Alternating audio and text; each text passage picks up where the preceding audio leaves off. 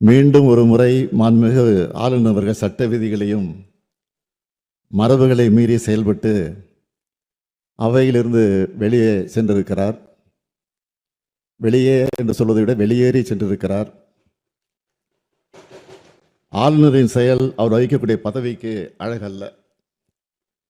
இந்திய அரசமைப்பு சட்டம் ஆர்டிகல் 176 படி ஆளுநர் உரை என்பது மாநில அரசால் தயாரிக்கப்பட்டு ஆளுநரால் முழுமையாக படிக்கப்பட வேண்டிய ஒன்றாகும்.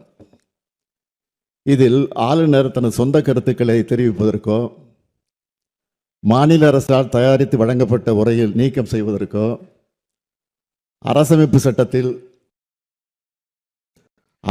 சட்டத்தில் ஆளுநரின் உரை குறித்து தெரிவிக்கக்கூடிய ஆர்டிகல் 176 தெரிவிப்பதற்கு வழிவகை செய்யப்படவில்லை.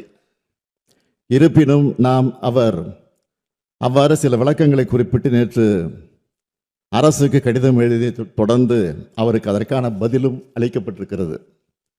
இந்த நிலையில் மாண்புமிகு ஆளுநர் அவர்கள் வேண்டுமென்றே அரசமைப்பு சட்டத்தை மீறிய ஒரு செயலை செய்துள்ளார்.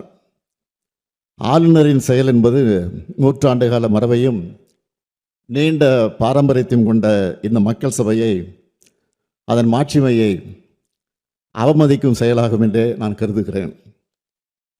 10/4/2023 அன்று இதே பேரவையில் நான் ஆற்றிய உரையின் ஒரு பகுதியை நான் இங்கே நினைவு கூற விரும்புகிறேன்.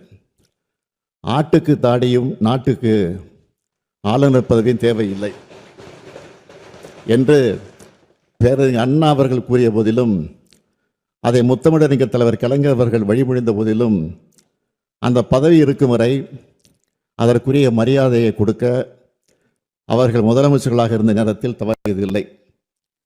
அவர்களது வழியை பின்பற்றி நானும் அதிலிருந்து இம்மி அளவும் விலகியதில்லை.